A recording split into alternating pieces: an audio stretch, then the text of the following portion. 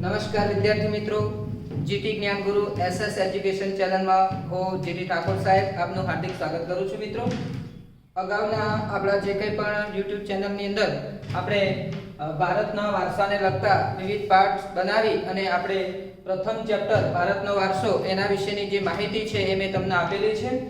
આ લેક્ચરની અંદર આપણે ભારતનો વારસો જે એકમ છે એ એકમનો આખો સારાંશ એ એક જ ભાગની અંદર જોવા માટેનો પ્રયત્ન કરીએ છીએ. તો વિદ્યાર્થી મિત્રો, એની પ્રસ્તાવનાથી આપણે શરૂઆત કરી દઈએ છીએ. તો અગાઉ મેં તમને પાર્ટ 1 ની અંદર સમજાવી દીધું છે. તો કહીએ તો ભારત એ પ્રાચીનતમ દેશ છે અને વિષ્ણુ પુરાણની અંદર ભારત વિશેની વિવિધતાની વાત કરવામાં આવી છે. એનો પાઠ્યપુસ્તકમાં તમને શ્લોક પણ આપેલો છે કે ઉત્તરમ યસ્ય સમુદ્રસ્ય હિમાદ્રજ ચેવ દક્ષિણમ યત્ર નામ ભારત નામ અને ભારતી યત્ર સંતતિ. અર્થાત હિંદ મહાસાગરની ઉત્તરે અને હિમાલયની દક્ષિણે જે દેશ આવેલો છે એનું નામ ભારત છે અને આપણે સૌ એના સંતાનો છીએ. ભારતની વાત કરીએ તો ભારતને પ્રાચીન સમયથી ભારત વર્ષ, ભરતખંડ, જંબુદ્વીપ અને આર્યવ્રત જેવા નામોથી આપણે એને ઓળખીએ છીએ. અનેક પ્રાચીનતમ પ્રજાઓ ભારતની સમૃદ્ધિથી આકર્ષાઈ છે અને એ આકર્ષાયા પછી એ ભારતની અંદર આવી છે અને ભારતમાં આવ્યા પછી ભારતીય મહાનદની અંદર એ ભળી ગઈ છે. આ તમામ બાબતો વિશે આપણે અભ્યાસ કરેલો છે. હવે આપણે જોઈએ ભારતનું સ્થાન અને વિસ્તાર.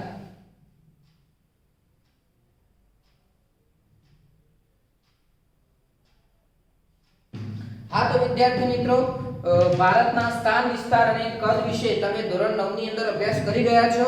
તો અત્યારે આ લેક્ચરની અંદર તમારા પાઠ્યપુસ્તકને લગતી જે બાબતો છે એ બાબતો વિશે જ આપણે અહીંયા ચર્ચા કરીશું. તો પાઠ્યપુસ્તકને લગતી જે બાબતો છે એ તમારા અભ્યાસમાં બે બાબતો છે કે ભારતનું સ્થાન જે છે એ વિસ્તારની દ્રષ્ટિએ 7મું છે અને વસ્તીની દ્રષ્ટિએ બીજું સ્થાન ધરાવે છે. આ વિષય વસ્તુ તમારે અહીંયા પાઠ્યપુસ્તકમાં આપેલી છે. આ સિવાય પાર્ટ 1 ની અંદર પણ બીજા જે 1 થી 6 દેશો છે એની મેં માહિતી આપેલી છે, એ જરા તમે જોઈ લેજો. અત્યારે આપણે ફક્ત ને ફક્ત પાઠ્યપુસ્તકના અનુસંધાને આગળ ચાલવા માટેનો પ્રયત્ન કરીએ છીએ. એના પછી વિદ્યાર્થી મિત્રો આપણે જોઈશું કે વૈવિધ્યસભર વારસો.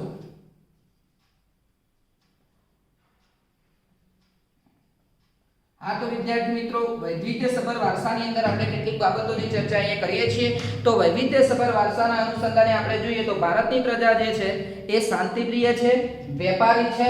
ભારતની સંસ્કૃતિ છે એમાંથી આપણને સદચિત્ત અને આનંદની અનુભૂતિ થાય છે. સાથે સાથે આપણે જોઈએ તો આપણા જે સંતો છે, મહંતો છે, કલાકારો છે, કારીગરો છે, શિલ્પીઓ છે, સ્થપતિઓ છે, ઇતિહાસકારો છે, આ બધાએ આપણે ભારતીય સંસ્કૃતિના વિકાસમાં એમનો યથચિંતક ફાળો આપ્યો છે અને જેના પરિણામ સ્વરૂપે આપણી ભારતીય સંસ્કૃતિ જે છે એ ખૂબ જ સમૃદ્ધ બની છે અને એ અત્યારે આપણે જે સમૃદ્ધ અને વૈવિધ્યસભર વારસો જે માણીએ છીએ એ આપણા આ તમામ પૂર્વજોની દેન છે. હવે આપણે જોઈશું સંસ્કૃતિ.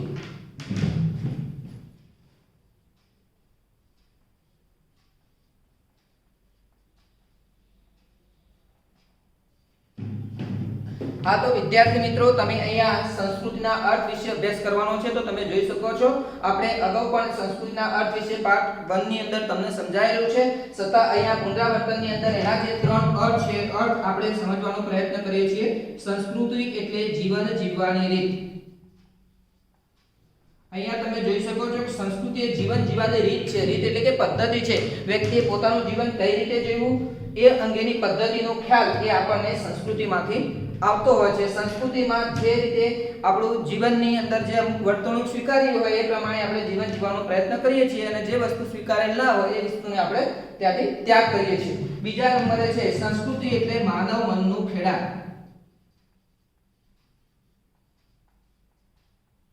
અહીંયા પણ તમે સંસ્કૃતિનો અર્થ ઉજાગર કરતી 3 બાબતો છે.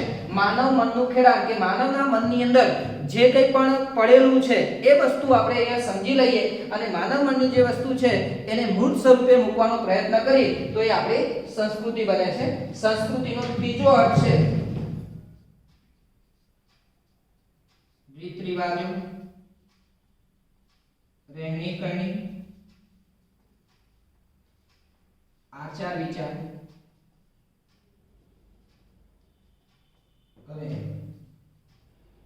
આદર્શોનો સરવાળો. હા તો વિદ્યાર્થી મિત્રો, તમે અહીંયા જોઈ શકો છો કે રીત રિવાજો છે, રહેણીકરણી છે, આચાર વિચાર છે, મૂલ્યો છે અને આદર્શો છે. આદર્શો પણ જીવનને ઉચ્ચતમ ધ્યેય સુધી લઈ જતા જે આદર્શોનો સરવાળો છે, એ આદર્શોના સરવાળાને આપણે સંસ્કૃતિ તરીકે ઓળખશું. તો આ સંસ્કૃતિના 3 અર્થ હતા: જીવન જીવવાની રીત, માનવ મનનું ખેડા, મૂલ્યો, પરંપરાઓ, રીત રિવાજો, રહેણીકરણી, આચાર વિચાર અને જીવનને ઉચ્ચતમ ધ્યેય સુધી લઈ જતા આદર્શોનો સરવાળો, એને આપણે સંસ્કૃતિના અર્થ તરીકે ઓળખીશું. હવે આપણે જોઈશું ભારતીય સંસ્કૃતિનો વારસો.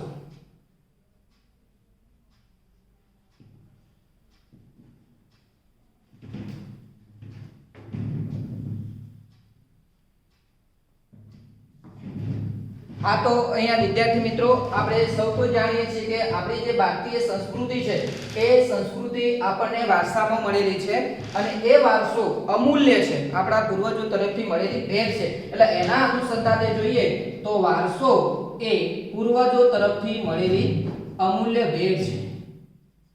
તો પૂર્વજો તરફથી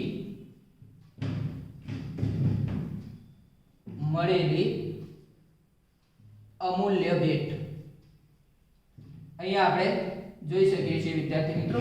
તો વારસો શું છે કે આપણા પૂર્વજો તરફથી મળ્યો છે. કોના તરફથી મળ્યો છે? પૂર્વજો તરફથી મળેલી અમૂલ્ય ભેટ છે.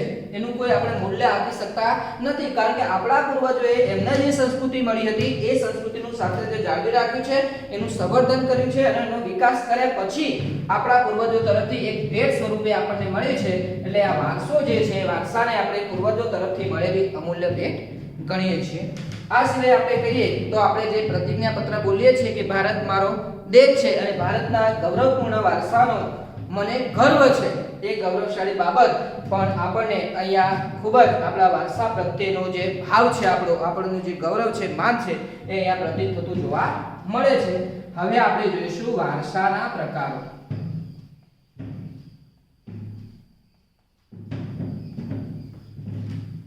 તો વારસાના પ્રકારો વિશે આપણે અભ્યાસ કરીએ તો વારસાના જે પ્રકારો છે, એ વારસાના પ્રકારોની અંદર મુખ્યત્વે આપણે એના 2 પ્રકાર પડે છે. એક છે પ્રાકૃતિક વારસો અને બીજા નંબરે આપણે જોઈએ તો છે સાંસ્કૃતિક વારસો. તો અહીંયા વારસાના 2 પ્રકારોનું આપણે નોંધ કરેલી છે, તમે જોઈ શકો છો, પ્રાકૃતિક વારસો અને સાંસ્કૃતિક વારસો. આ બંને જે મુદ્દાઓ છે એના વિશે આપણે અહીંયા રિવિઝનમાં અભ્યાસ કરવાનો છે, પણ પહેલા આપણે પ્રાકૃતિક વારસા વિશે સમજીએ. તો પ્રાકૃતિક વારસો કોને કહેવાય? તો અહીંયા પ્રાકૃતિક વારસાના અનુસંધાને હું તમને માહિતી આપું તો પ્રાકૃતિક વારસો, તો પ્રાકૃતિક વારસાની અંદર આપણે મહત્વની 3 જે બાબતો છે યાદ રાખવાની છે. એક પ્રકૃતિ, પર્યાવરણ અને માનવ જીવન. તો પ્રકૃતિ, પર્યાવરણ અને માનવ જીવન, આ 3 વચ્ચેના નિકટતમ સંબંધોનું જે પરિણામ છે એને આપણે પ્રાકૃતિક વારસો કહીશું. આ પ્રાકૃતિક વારસો છે એ ખૂબ જ પ્રાચીન છે. પ્રાકૃતિક વારસાની અંદર પ્રકૃતિના તત્વોનો સમાવેશ થાય છે. આપણે એમાં પ્રકૃતિના તત્વો જોઈએ તો નદીઓ છે, પર્વતો છે, મેદાનો છે, ખીણો છે, પશુઓ છે, પંખીઓ છે, વનસ્પતિ છે, આ સિવાય તમે જો લતાઓ છે, વેલાઓ છે, આ જે તમામ પ્રકૃતિના તત્વો છે એનો સમાવેશ આપણે પ્રાકૃતિક વારસામાં કરીએ છીએ. હવે તમને એમ થાય કે ભાઈ પ્રાકૃતિક વારસો જે છે એ આપણને કઈ રીતે ઉપયોગી હોઈ શકે? તો આપણે સૌ પ્રકૃતિના સંતાન છીએ અને જેમ માતા પિતા પોતાના સંતાનની માવજત કરે છે એ રીતે પ્રકૃતિ પણ આપણને આહાર પૂરો પાડે છે, રહેઠાણ પૂરું પાડે છે અને કેટલીક આપણી જીવન જરૂરિયાતની આવશ્યકતાઓ છે એ પણ આપણે પ્રાકૃતિક વારસામાંથી પૂરી કરતા હોઈએ. આપણે સૌ કોઈ જાણીએ છીએ કે આપણે જે ખાદ્ય પદાર્થો, જે ધાન્ય પાકો લઈએ છીએ એ જમીનમાંથી આપણને મળે છે, તો એ જમીન એ આપણા પ્રાકૃતિક વારસામાં આપણને મળેલું છે. એટલે આ રીતે પ્રકૃતિ એ આપણું જતન કરે છે અને આપણે સૌ પ્રકૃતિના સંતાનો છીએ. સાથે સાથે બીજી મહત્વની વાત કરીએ તો આપણા જે તહેવારો છે એ તહેવારો જોઈએ, આપણા જે રીત રિવાજો જોઈએ, આપણા જે ગીતો છે, આ તમામ પ્રકૃતિ આધારિત છે. એ પણ આપણે અગાઉ લેક્ચરમાં વિગતે વાત કરેલી છે, પણ આપણે આપણા જે કઈ લગ્ન પ્રસંગો છે, તહેવારો છે, ગીતો છે, આ બધું જ પ્રકૃતિના આધારિત છે. સાથે સાથે ચિકિત્સા પદ્ધતિની વાત કરીએ તો આ ચિકિત્સા પદ્ધતિની અંદર પણ આપણને પ્રકૃતિની અસર જોવા મળે છે. એમાં આયુર્વેદ છે, નિસર્ગોપચાર છે, યુનાની છે, આ તમામ પ્રકૃતિ આધારિત છે એ આપણે જોઈ શકીએ છીએ વિદ્યાર્થી મિત્રો. તો અહીંયા તમે પ્રાકૃતિક વારસા વિશેની જે કંઈ પણ બાબતો હતી એનો આપણે અભ્યાસ કર્યો છે. હવે પ્રાકૃતિક વારસાના કેટલાક ઘટકોનો અભ્યાસ એ આપણે કરવાનો થાય છે. તો તમે વિદ્યાર્થી મિત્રો આ જોઈ શકો છો. હવે આપણે એના ઘટકોનો અભ્યાસ કરીશું.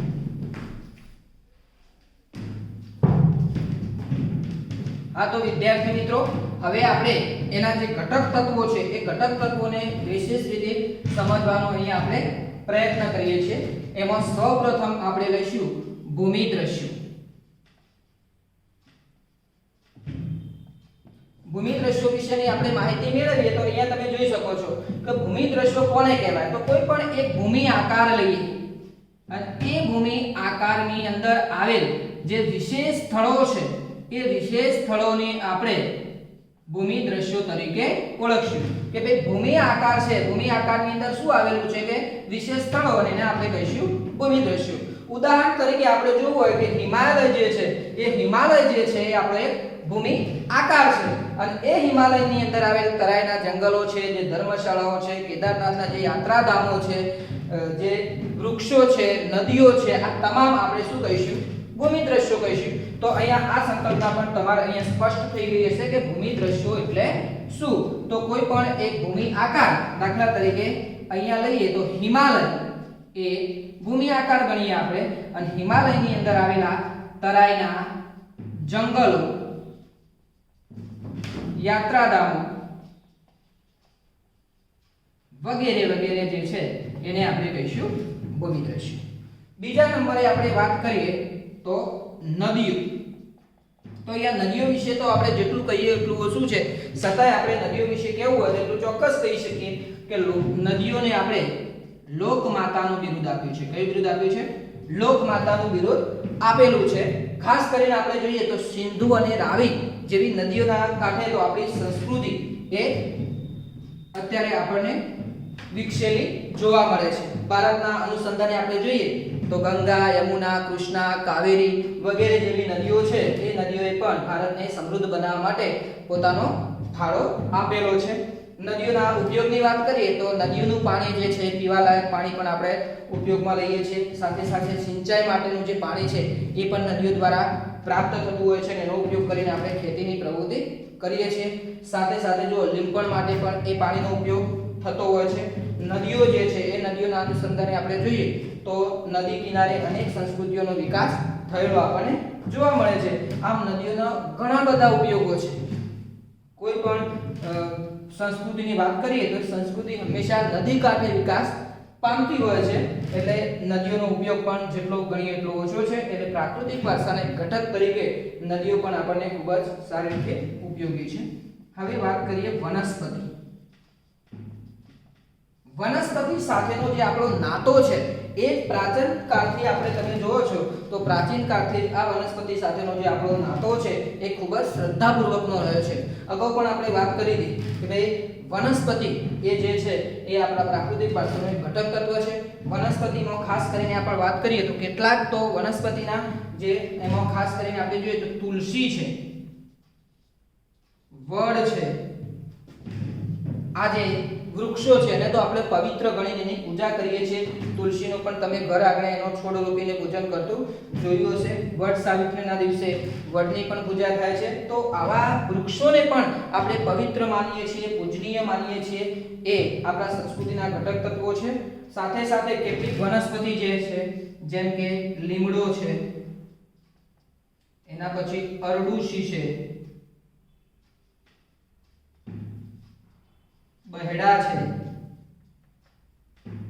વગેરે અનેકવિધ વનસ્પતિ એવી છે કે એનો ઉપયોગ આપણે ઔષધિ તરીકે પણ કરતા હોઈએ છીએ વિદ્યાર્થી મિત્રો. હવે આપણે જોઈશું વન્યજીવો. વન્યજીવોની આપણે વાત કરીએ તો વન્યજીવોની અંદર પણ તમે જોઈ શકો છો કે કેટલાય વન્યજીવો છે કે જે આપણે પાલતુ પ્રાણીઓ અને વન્ય પ્રાણીઓ આવા ઘણા બધા પ્રાણીઓ છે. પાલતુ પ્રાણીઓની વાત કરીએ તો આપણે ગાય છે, ભેંસ છે, ઘેટા, બકરા, એની સાથે સાથે ઊંટ, હાથી, આ બધા જે પ્રાણીઓ છે એને આપણે પાળીએ છીએ, એનો ઉછેર કરીએ છીએ અને પછી એના આપણા ઉપયોગમાં લઈએ છીએ. વન્ય પ્રાણીઓની અંદર વાત કરીએ તો એની અંદર વાઘ છે, સિંહ છે, ચિત્તો છે વગેરે જેવા જે હિંસક પ્રાણીઓ છે એ પણ આપણા વન્યજીવો છે. અને આ વન્યજીવોને મહત્વ પણ આપણે સ્વીકાર્યું છે. કેટલાક વન્યજીવો તો એવા છે કે જેને આપણે દેવી દેવતાઓના વાહન તરીકે પણ સ્વીકાર્યા છે. એમાં ખાસ કરીને તમે જોઈ શકો છો કે વાઘ જે છે, મગર જે છે, સિંહ છે, એ વન્યજીવો છે. એ વન્યજીવો પણ આપણે દેવી દેવતાઓના વાહન તરીકે સ્વીકાર્યા છે. સાથે સાથે એવા કેટલાક પક્ષીઓ છે, એ પક્ષીઓને જેમ કે કુકડો છે, મોર છે, આ બધા પક્ષીઓને પણ આપણે દેવી દેવતાઓના વાહન તરીકે સ્વીકાર કરી અને એમનું મૂલ્ય વિચાર્યું છે. સૌથી મહત્વની વાત આપણે કરીએ તો જે આપણો સારનાથનો જે સ્તંભ છે એની અંદર આપણે 4 સિંહોની આકૃતિની અંદર પણ સિંહનું શિલ્પ મૂક્યું છે, જેથી કરીને એ વન્યજીવનનું મૂલ્ય આપણે ભારતીય સંસ્કૃતિની અંદર કેટલું મહત્વનું છે કે આપણા મુદ્રા ચિહ્ન જે છે એ ચિહ્નની અંદર પણ એનો ઉપયોગ કરવામાં આવે છે. તો એના આધારે આપણે જોઈ શકીએ છીએ. તો મિત્રો, વારસાના પ્રકારો એમાં આપણે પ્રાકૃતિક વારસો અને એના ઘટક તત્વો જે હતા એનો અભ્યાસ કર્યો. હવે આપણે સાંસ્કૃતિક વારસા વિશે પણ આગળ અભ્યાસ કરીશું.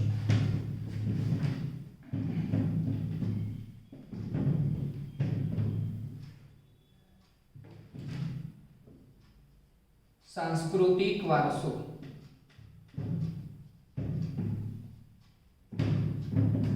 હા, તો વિદ્યાર્થી મિત્રો, પ્રાકૃતિક વારસા વિશે તો આપણે જોઈ ગયા છે. હવે આપણે સાંસ્કૃતિક વારસા વિશે અભ્યાસ કરવાનો છે અહીંયા. તો સાંસ્કૃતિક વારસો એટલે શું? તો સાંસ્કૃતિક વારસા વિશે આપણે વિશેષમાં વાત કરીએ તો સાંસ્કૃતિક જે વારસો છે એ સાંસ્કૃતિક વારસાને આપણે માનવ સર્જિત વારસો કહીએ છીએ. કયો વારસો કહીએ છીએ? માનવ સર્જિત. તો માનવ સર્જિત એટલે કે માનવે જેનું સર્જન કરેલું છે એવા વારસાને આપણે માનવ સર્જિત વારસો કહીશું. બીજી મહત્વની વાત કેવું હોય તો મનના કૌશલ્ય, આવડત, બુદ્ધિ ચાતુર્ય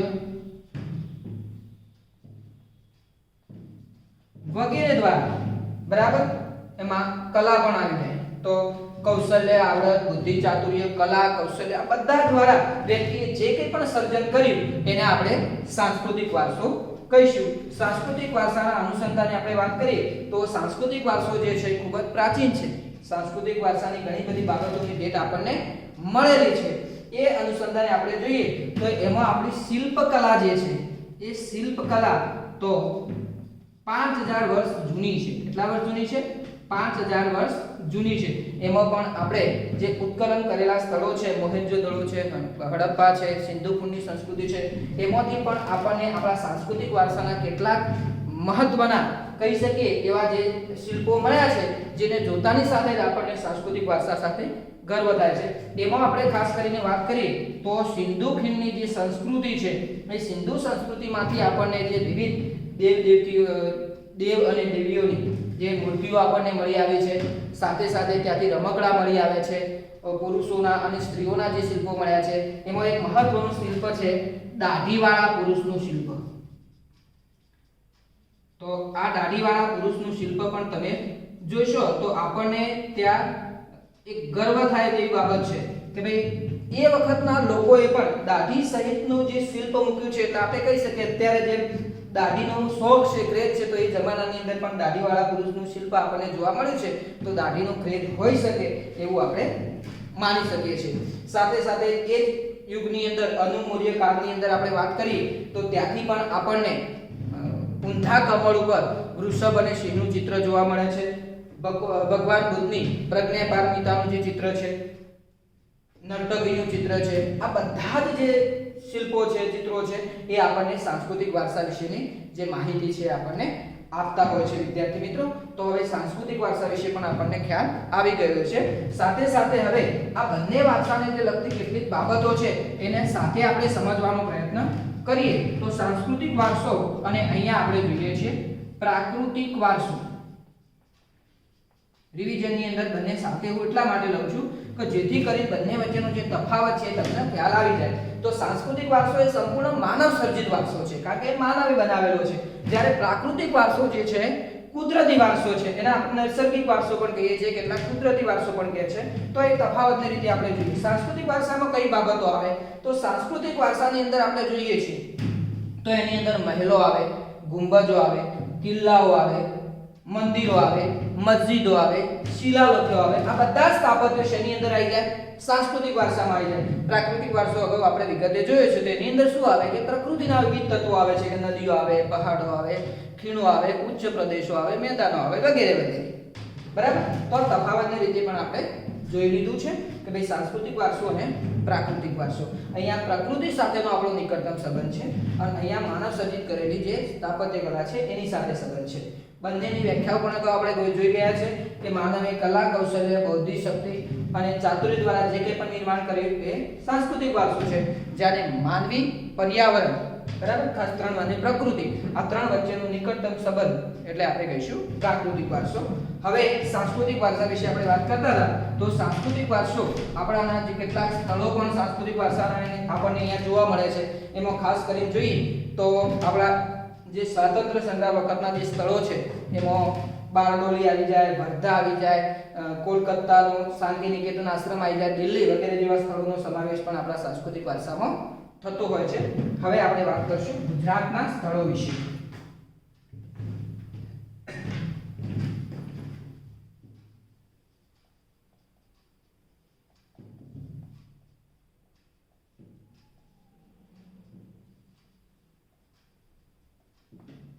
જો વિદ્યાર્થી મિત્રો ગુજરાતનો જે સાંસ્કૃતિક વારસો છે એ મેં તમને જે એના વિશેનું જે લેક્ચર છે એમાં વિગતે તમને સમજાયેલું છે. પણ અત્યારે પુનરાવર્તનમાં એ સાંસ્કૃતિક વારસાને સમજવા માટે એના જે જુદા જુદા જે પ્રકારો હતા એ પ્રકારના અનુસંધાને આપણે સમજી લઈશું. તો પહેલા છે પુરાતત્વીય.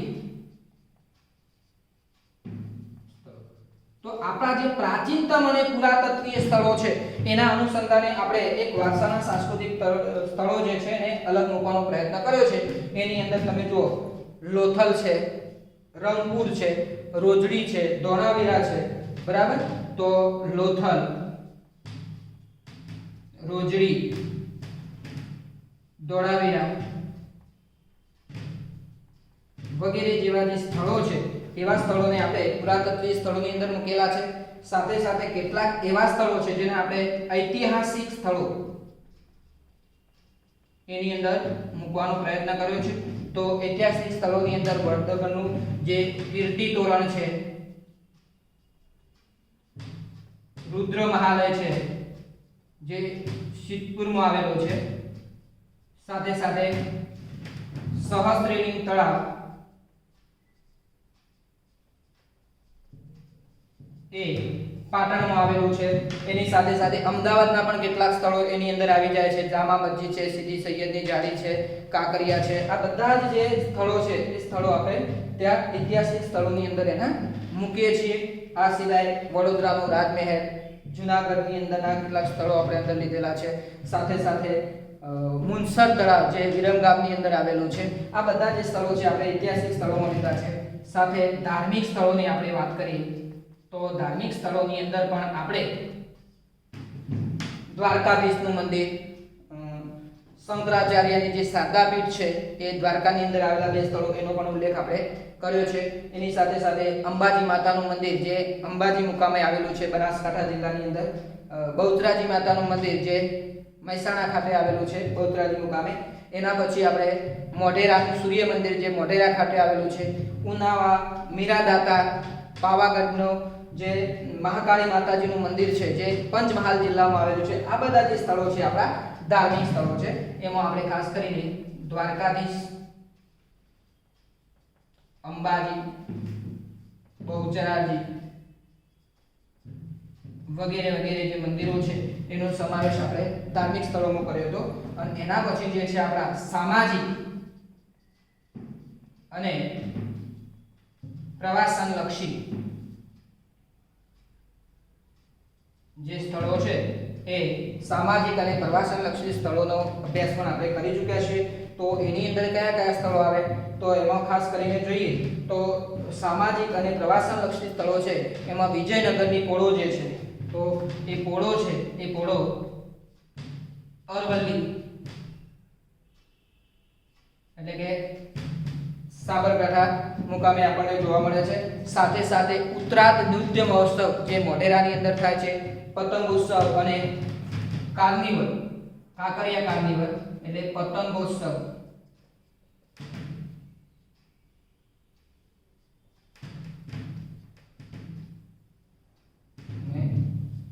કાંકરિયા કાર્નિવલ જે આપણને અમદાવાદમાં થતો જોવા મળે છે. આ સિવાય તાનારીરી મહોત્સવ જે વડનગરની અંદર થાય છે, રણોત્સવ જે કચ્છની અંદર થાય છે. આ બધા આપણા સ્થળો છે, પ્રવાસન લક્ષી સ્થળો છે. સાથે સાથે કેટલાક ગુજરાતના સાંસ્કૃતિક વારસાને ઉજાગર કરતા જૈન દેરાસરો છે એનો પણ આપણે ઉલ્લેખ કરેલો છે. તો વડનગર છે, ખંભાલીડા છે, તળાજા છે, ઢાંગ છે, પાલીતાણા છે, આ બધા જે સ્થળો છે તે આપણને આવા જૈન મંદિરો પણ જોવા મળે છે જે આપણા ગુજરાતી સાંસ્કૃતિક વારસાને ઉજાગર કરે છે. સાથે સાથે એક ટોપિક છે ગુજરાતના મેળાઓ. તો એ પણ વિદ્યાર્થી મિત્રો તમે તમારા પાઠ્યપુસ્તકમાં જોશો તો ગુજરાતના મેળાઓ જે વિવિધ મેળાઓ જે છે એ મેળાઓ સાથે સાથે કઈ તિથિએ મેળો ભરાય છે અને એ મેળા માટેનું જે સ્થળ છે એની પણ વિગતે આપણે માહિતી આપેલી છે. તો આપણા કન્ટેન્ટની અંદર એનો પણ સમાવેશ થાય છે. હવે આપણે વાત કરીશું ભારત ભૂમિ અને એના લોકોની. તો વિદ્યાર્થી મિત્રો આપણે અત્યાર સુધી ભારતના સાંસ્કૃતિક વારસા અને પ્રાકૃતિક વારસો સાથે સાથે એ વારસાના કેટલાક મહત્વના જે સ્થળો હતા એ સ્થળો વિશેની વાત કરી હતી. હવે આપણે વાત કરવાની છે ભારત ભૂમિ અને તેના લોકોની. તો ભારત ભૂમિ અને તેના લોકો વિશે આપણે વાત કરીએ એ પહેલા સમજી લઈએ કે ભાઈ ભારત ભૂમિ એ ખૂબ જ સમૃદ્ધ ભૂમિ છે અને પ્રાચીનતમ ભૂમિ છે. તો ભારત ભૂમિની અંદર આપણે જોઈએ છીએ કે ભારતની સમૃદ્ધિના કારણે આકર્ષિત અને અનેક લોકો ભારતની અંદર આવ્યા છે.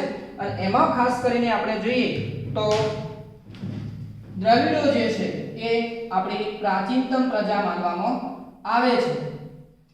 પરંતુ કેટલાક નૃવંશશાસ્ત્રીઓ અને કાયદાશાસ્ત્રીઓ છે ત્યાં સ્તરો છે પોતાના જે અભ્યાસ દ્વારા એમને સિદ્ધ કર્યું છે કે ભાઈ દ્રવિડો છે એ દ્રવિડો હતા એ વખતે પણ કેટલીક ભિન્ન ભિન્ન જેટલી 6 જાતિઓ અહીંયા રહેતી હતી. અને એમના અભ્યાસ પરથી આપણે જે વિભિન્ન ભારત ભૂમિના જે લોકો છે એનો અભ્યાસ આપણે કરવાનો છે. તો સૌપ્રથમ આપણે અભ્યાસ કરીશું નેગ્રીડો વિશે. હવે વિદ્યાર્થી મિત્રો અહીંયા તમે જોઈ શકો છો કે નેગ્રીડો એ આપણા પ્રાચીનતમ પ્રજાઓ પૈકીની એક પ્રજા છે. એ નેગ્રીડો વિશે આપણે જે અભ્યાસ કરવાનો છે તો એમાં જે બાબત યાદ રાખવાની છે એ કઈ રીતે યાદ રાખશો તો નેગ્રીડોને આપણે બધા નીગ્રો અને હબસી પ્રજાને નામે ઓળખીએ છીએ. અહીંયા તમને ખ્યાલ આવી જશે કે નેગ્રીડો, નીગ્રો અને હબસી આ ત્રણેય એના પર્યાય નામો છે. અને યાદ રાખવા માટે ત્રણ ના જોડકાની અંદર આપણે સમજવાનો પ્રયત્ન કરીએ છીએ. તો તમે યાદ રાખજો કે ભાઈ નેગ્રીડો પ્રજા તો એના ત્રણ જ નામો છે, નેગ્રીડો, નીગ્રો અને હબસી પ્રજા. એના જે લક્ષણો છે એમાં પણ આપણે ત્રણ બાબતો લેવાની છે. એક તો ભારતના પ્રાચીનતમ નિવાસી, એક બાબત છે. બીજી બાબતની અંદર આપણે અભ્યાસ કરીએ તો એ ક્યાંથી આવ્યા તો આફ્રિકાના બલુચિસ્તાનમાંથી આવ્યા માર્ગે ભારતમાં આવ્યા. અગાઉ પણ મેં તમને કહેલું છે કે ત્રણ બાબતોની અંદર એને સમજવાનો પ્રયત્ન કરીએ છીએ. તો એના ત્રણ નામો છે, ત્રણ લાક્ષણિકતાઓ છે, એમાં બે જોઈ. અને ત્રીજી એની જે લાક્ષણિકતા છે એ એના શારીરિક દેખાવની છે. કઈ છે? શારીરિક દેખાવ માટેની છે. તો શારીરિક દેખાવના અનુસંધાને આપણે વાત કરીએ તો શારીરિક દેખાવની અંદર પણ ત્રણ બાબત છે. એક વર્ણશ્યામ, 4 થી 5 ફૂટ ઊંચા અને માથે વાંકડિયા વાળ.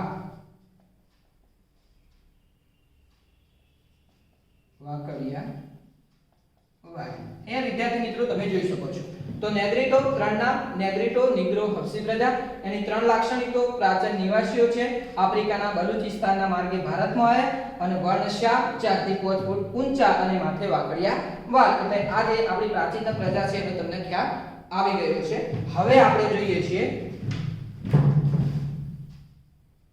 ઓસ્ટ્રેલોઇડ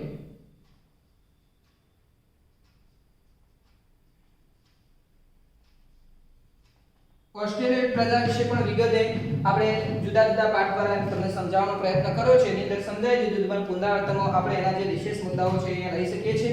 તો ઓસ્ટ્રેલોઇડ પ્રજાને આપણે નિષાદ પ્રજા નામે ઓળખીએ છીએ. આ નિષાદ શબ્દનો ઉપયોગ કોને કર્યો? તો એ વખતે જે આર્યો અહીંયા રહેતા હતા એ આર્યો ઓસ્ટ્રેલોઇડ પ્રજાને નિષાદ પ્રજા તરીકે ઓળખતા હતા. અગ્નિ એશિયામાંથી આવેલી આ બધી પ્રજાઓ છે ઓસ્ટ્રેલોઇડ પ્રજા. ઓસ્ટ્રેલોઇડ પ્રજાની અનુસંધાને આપણે વાત કરીએ તો ઓસ્ટ્રેલોઇડ પ્રજા જે છે એ ઓસ્ટ્રેલોઇડ પ્રજા આપણે કોલ અને મુંડા જાતિની અંદર ખાસ જોવા મળે છે. અસરના જે ખાસી પ્રજા છે એની અંદર પણ આપણને આ ઓસ્ટ્રેલોઇડ પ્રજા જોવા મળે છે. એમની વાત કરીએ તો એમના જે વ્યવસાય છે એમાં ખેતી કરે છે, સુતરાઉ કાપડ વણવું, ખેતી કરવી, બરાબર, વગેરે જેવા કાર્યો પણ આ ઓસ્ટ્રેલોઇડ પ્રજા કરતી હોય છે. એના પછી આપણે જોઈએ દ્રવિડ પ્રજા. જો વિદ્યાર્થી મિત્રો દ્રવિડ પ્રજા વિશે વારંવાર ટૂંકનો સ્વરૂપે પણ પૂછાય છે, એટલે આપણે દ્રવિડ પ્રજા વિશે સમજવાનો પ્રયત્ન કરીશું. તો દ્રવિડ પ્રજાની જે કંઈ પણ બાબતો છે એમાં ટૂંકના સ્વરૂપે પૂછાય તો ઓછામાં ઓછા 6 એક મુદ્દા આપણે લખવાના થાય. એટલા માટે પુનરાવર્તનની અંદર એના જે મુદ્દા છે એને હું સમજાવવાનો પ્રયત્ન કરું છું. તો દ્રવિડ જે પ્રજા છે એની અંદર આપણે જોઈએ તો પહેલા તો સિંધુ સંસ્કૃતિ જે છે એના સર્જક માનવામાં આવે છે. બરાબર, સર્જક એટલે સિંધુ સંસ્કૃતિનું સર્જન જે કર્યું છે કોને કર્યું છે? તો દ્રવિડોએ કર્યું છે. એટલે કે સિંધુ સંસ્કૃતિના એ પોતે કેવા છે? સર્જક છે. અને પાષાણ યુગના સીધા વારસદાર. અહીંયા જો તમે જોઈ શકો તો સીધા વારસદાર કે એ લોકો જ્યારે અહીંયા ભારતની અંદર આવ્યા એટલે પાષાણ યુગની શરૂઆત થઈ ગઈ હતી. અત્યારે આપણે જોઈએ છે કે જુદા જુદા યુગમાંથી આપણે પસાર થઈએ છીએ. પાષાણ યુગ, તામ્ર યુગ, કાંસ્ય યુગ, લોહ યુગ, અત્યારે ખનિજ યુગ અને અત્યારે અણુ યુગ સુધી આપણે પહોંચ્યા છીએ. જ્યારે દ્રવિડો અહીંયા આવ્યા એટલે પાષાણ યુગની શરૂઆત થઈ ગઈ એટલે આપણે પાષાણ યુગના સીધા વારસદાર તરીકે માનીએ છીએ. એના પછી નેક્સ્ટ આપણે જોઈએ તો તેમને માતા રૂપે દેવી પાર્વતી અને પિતા રૂપે પરમાત્મા એટલે કે શિવ. અહીંયા તમે જોશો પાર્વતી અને શિવ. તો માતા રૂપે પાર્વતી અને પિતા રૂપે પરમાત્મા એટલે કે શિવનો ખ્યાલ આપ્યો હતો. આ સિવાય ધૂપ, દીપ અને આરતી પૂજા કરવાની. તો આ ધૂપ, દીપ અને આરતીથી પૂજા કરવાની પરંપરા પણ આપણને દ્રવિડ પ્રજાઓ આપી હતી. અને એમને પ્રકૃતિ પૂજા અને પશુ પૂજા ની શરૂઆત પણ કરી હતી. વિદ્યાર્થી મિત્રો તો અહીંયા તમે જોઈ શકો છો ધૂપ, દીપ અને આરતીથી પૂજા કરવાની પરંપરા, પ્રકૃતિ પૂજા અને પશુ પૂજા એની શરૂઆત પણ આપણે જોઈએ તો કોને કરી હતી? તો દ્રવિડ લોકોએ કરી હતી. એના સિવાય આપણે અગાઉ વાત કરીએ તો માતૃમૂલક કુટુંબ પ્રથા. અહીંયા તમે જુઓ કે દ્રવિડોની અંદર માતૃમૂલક કુટુંબ પ્રથા જોવા આપણને મળતી હતી. અત્યારે ભારત જે છે પુરુષ પ્રધાન દેશ છે. ભારતની અંદર જે કે પણ અત્યારના અધિકારો છે એ અધિકારો પુરુષને મળેલા છે. એનો વારસો પણ પુરુષના અનુસંધાને આગળ ચાલતો હોય છે. પણ દ્રવિડોની અંદર માતૃમૂલક કુટુંબ પ્રથા હતી. એટલે કે માતાનું સ્થાન વિશેષ હતું, સ્ત્રીનો હોદ્દો વિશેષ ગણવામાં આવતો. જે કે પણ અધિકારો મળતા એ માતાને મળતા એટલે કે સ્ત્રીઓને મળતા હતા. એ રીતે માતૃમૂલક કુટુંબ પ્રથા જોવા મળી. સાથે સાથે વણવું, કાંતવું વગેરે, રંગવું વગેરે જેવી જે પ્રવૃત્તિ હતી એ લોકો કરતા હતા. અહીંયા જો ટૂંકના સ્વરૂપે આપણે લખવાનું થાય તો સિંધુ સંસ્કૃતિના સર્જક, પાષાણ યુગના સીધા વારસદાર, માતા રૂપે દેવી પાર્વતીનો ખ્યાલ આપ્યો અને પિતા રૂપે પરમાત્માનો ખ્યાલ આપ્યો. ધૂપ, દીપ અને આરતીથી પૂજા કરવાની પરંપરા પણ દ્રવિડોએ વિકસાવી. પ્રકૃતિ પૂજા, પશુ પૂજાની શરૂઆત પણ દ્રવિડોએ કરેલી છે. માતૃમૂલક કુટુંબ પ્રથાની જે જોઈએ તો દ્રવિડોની અંદર કઈ પ્રથા હતી? માતૃમૂલક કુટુંબ પ્રથા. અને વણવું, કાતવું, રંગવું વગેરે જેવા કામો પણ એ લોકો કરતા હતા. તો અહીંયા જુઓ નેગ્રીટો, ઓસ્ટ્રેલોઇડ અને દ્રવિડો આ ત્રણ પ્રજા વિશે આપણે જોયું છે. હવે આપણે જોઈશું મોંગોલોઈડ પ્રજા.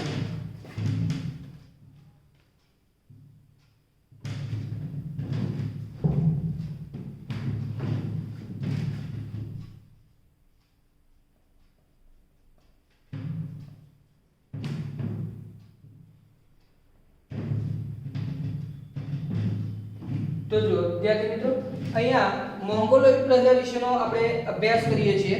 તો મોંગોલોઈડ પ્રજાને બીજી કિરાત પ્રજા નામે પણ ઓળખવામાં આવતી હતી. કિરાત પ્રજા નામે ઓળખવામાં આવતી. શા માટે કિરાત પ્રજા નામે ઓળખવામાં આવતી હતી? તો એનો આપણને પ્રશ્ન પૂછાય તો આપણે લખીએ છીએ કે મોંગોલોઈડ પ્રજા એ કિરાત પ્રજા નામે ઓળખવામાં આવતી હતી. એ એના શારીરિક લક્ષણને આધારે, કઈ રીતે? શારીરિક લક્ષણોને આધારે આપણે એને કિરાત પ્રજા કહેતા હતા. કારણ કે એનો જે વર્ણ હતો એ વર્ણ કેવો હતો? તો પીળો હતો, અને પીળો હોવાને લીધે આપણે એને કિરાત પ્રજા કહેતા હતા. તો એ ચીનમાંથી તિબેટના માર્ગે થઈ અને ભારતમાં આવ્યા હતા. મોંગોલોઈડ જે પ્રજા હતી એ મોંગોલોઈડ પ્રજાના જે લક્ષણો હતા એની અંદર વાત કરીએ આપણે તો જે બાળક, જે તાજું, જે નવું જન્મેલું નાનું બાળક હોય એનો જેનો ચહેરો હોય એ પ્રમાણે પીળો વર્ણ, ઉપસેલા ગાલ, બદામ આકારની આંખો અને ચપટો ચહેરો એ આ પ્રજાના લક્ષણો હતા. એટલે આ પ્રજાને આપણે કિરાત પ્રજા નામે પણ ઓળખીએ છીએ. વિદ્યાર્થી મિત્રો અહીંયા આપણે નેગ્રીટો, ઓસ્ટ્રેલોઇડ અને મોંગોલોઇડ આ ત્રણ પ્રજાના લક્ષણો તમારા અભ્યાસક્રમમાં આપેલા છે. એના જ એકી સાથે આપણે એના શારીરિક લક્ષણો જોઈને સમજવાનો પ્રયત્ન કરીએ. તો જો નેગ્રીટો પ્રજાના લક્ષણો છે વર્ણશ્યામ, 4 થી 5 ફૂટ ઊંચા અને માથે વાંકડિયા વાળ. ઓસ્ટ્રેલોઇડ પ્રજાના લક્ષણોની વાત કરીએ તો એમાં વર્ણશ્યામ, લોબુ અને પહોળું માથું, ટૂંકું કદ, ચપટો ચહેરો. બરાબર, આ એના લક્ષણો છે.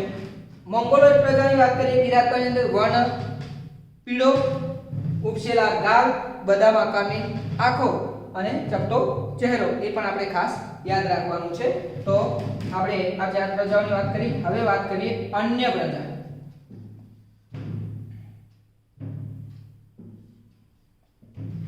તો જો અન્ય પ્રજાની અંદર આપણે જે પ્રજાની વાત કરીએ છીએ એમાં અલ્પાઇન, ડિનારિક અને આર્મેનોઇડ આ જે 3 પ્રજા છે. અલ્પાઇન, ડિનારિક અને આર્મેનોઇડ. તો આ જે 3 પ્રજાઓ છે એનો સમાવેશ આપણે અન્ય પ્રજાઓની અંદર કરીએ છીએ. તો આ 3 પ્રજાઓ છે એ ક્યાંથી આવી? તો મધ્ય એશિયામાંથી આવી. ક્યાંથી આવી? મધ્ય એશિયામાંથી એ પ્રજા આવેલી છે.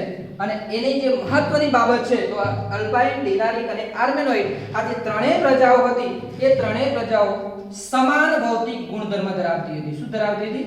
સમાન ભૌતિક ગુણધર્મો ધરાવતી હતી. એટલે આ પ્રજાને આપણે આ રીતે વિશેષ નામે ઓળખીએ છીએ.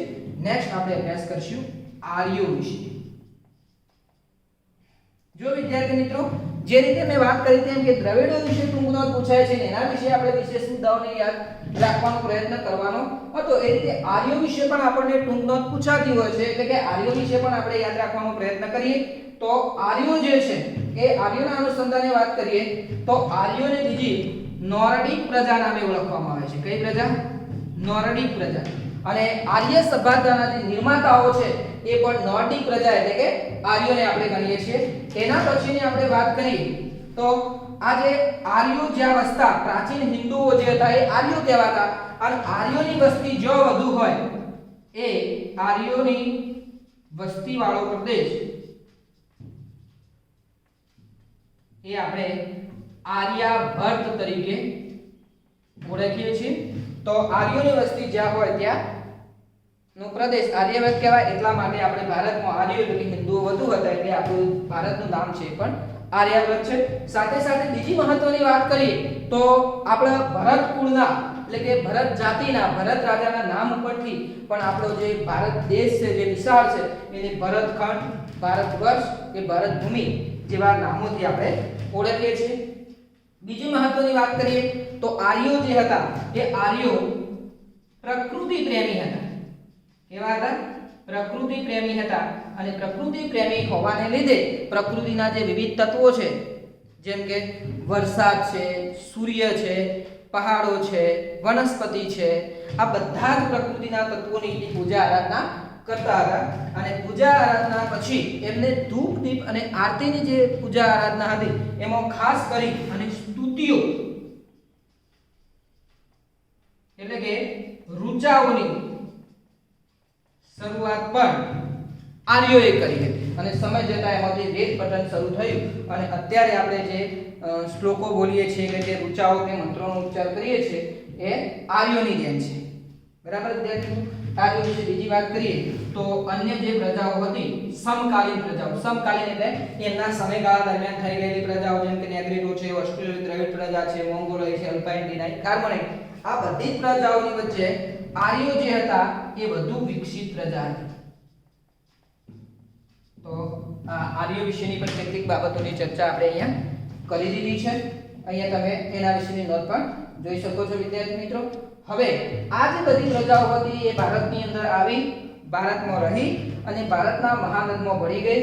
એમના વચ્ચે પરસ્પર લગ્ન સંબંધો શરૂ થયા, સામાજિક સંબંધો પણ શરૂ થયા અને સમય જતા આ જે તમામ પ્રજા હતી એ તમામ પ્રજા એકબીજા સાથે ભળી ગઈ અને એના પરિણામ સ્વરૂપે આ જે તમામ જે જુદી જુદી પ્રજાતિઓ હતું એનું કોઈ સંપૂર્ણ અસ્તિત્વ, જે વ્યક્તિગત અસ્તિત્વ રહેવું જોઈએ એ રહ્યું નહીં અને તમામ જે પ્રજાઓ હતી એ પ્રજાનું ભારતીયકરણ થયું એટલે કે ભારતના અંદર એ ભળી ગઈ. એનું સ્વતંત્ર અસ્તિત્વ અત્યારે જોવા મળતું નથી અને આ તમામના જે સહિયારા પ્રયત્નોને કારણે આપણો ભારતનો જે વારસો છે એ ભારતનો વારસો સમૃદ્ધ બન્યો છે. તો હવે આ આપણા વારસાના જતન અને સંવર્ધન અંગેની આપણે વાત કરીએ તો આપણો વારસો એ ખૂબ જ અમૂલ્ય છે. આપણા વારસાનું આપણને ગૌરવ થાય એ પણ ખૂબ જ મહત્વની બાબત છે. એટલા માટે આપણો જે વારસો છે એ જળવાઈ રહે, આવનારી પેઢી માટે પણ એનું હસ્તાંતરણ થાય. એટલા માટે આપણો જે વારસો છે એ વારસો એની એ જ સ્થિતિમાં જળવાઈ રહે, એને કોઈ નુકસાન ના પહોંચાડે, એને કોઈ વેડફી ના નાખે. આ તમામ બાબતોનું ધ્યાન આપણે રાખવાનું છે અને એના અનુસંધાને તમે જોઈ શકો છો કે આપણા બંધારણની અંદર પણ આપણા વારસાના સંબંધી કેટલીક ફરજો બતાવેલી છે. એની અંદર તમે જુઓ કે અનુચ્છેદ 51 કની અંદર આપણા વારસા સંબંધિત કેટલીક વાતો અહીંયા કરેલી છે. એ પૈકી જે કલમો છે એ મૂળાક્ષર પ્રમાણે જોઈએ તો છ, જ અને ટ એટલે કે 6, 7 અને 9 આ જે કલમો છે એ કલમો આપણે આપણા વારસાના અનુસંધાને જોઈ છે. તમે તમારા પાઠ્યપુસ્તકમાં પણ એનો અભ્યાસ કરી દેશો જેથી કરી અને તમને એનો ખ્યાલ આવશે. તો પહેલી છે આપણા સમન્વિત જે વારસો છે એ વારસાના અનુસંધાને આપણે જે બાબતો છે એ બાબતોનો અભ્યાસ આપણે કરવાનો છે કે આપણા વારસાના સંબંધિત જે કંઈ પણ સંસ્કૃતિ છે એ સંસ્કૃતિની આપણે જાળવણી કરવી. સાથે સાથે 7મા નંબરની કલમ છે જે જંગલો છે, વનસ્પતિ છે એનું આપણે જતન અને જાળવણી કરવી. અને 9મા નંબરનો જે ફરજ છે એ મૂળાક્ષર પ્રમાણે જો એક ટ તો એની અંદર પણ આપણા જે સાર્વજનિક જે સ્થળો છે, જાહેર મિલકતના જે સ્થળો છે એનું રક્ષણ કરવું, જતન કરવું અને જાળવણી કરવી અને તમામ પ્રકારની હિંસાનો ત્યાગ કરવો એ અહીં આપણને સમજાયેલું છે. તો વિદ્યાર્થી મિત્રો આપણો વારસો ખૂબ જ અમૂલ્ય છે. આપણા સૌની એક ફરજ બને છે કે આપણા વારસાનું જતન અને જાળવણી કરીએ. તો આપણે પણ આપણા વારસાના જે સ્થળો છે એનું જતન અને જાળવણી કરીશું. આની સાથે સાથે આપણે સામાજિક વિજ્ઞાનનો જે પ્રથમ ચેપ્ટર ભારતનો વારસો ચેપ્ટર નંબર 1 એનું સંપૂર્ણ રિવિઝન આપણે આ લેક્ચરની અંદર આપણે આપવા માટેનો પ્રયત્ન કર્યો છે. વિદ્યાર્થી મિત્રો તને એનું દ્રઢીકરણ અને જે કંઈ પણ બાબતો હતી એનો સારી રીતે ખ્યાલ આવ્યો છે એવી આશા રાખું છું. ઓકે.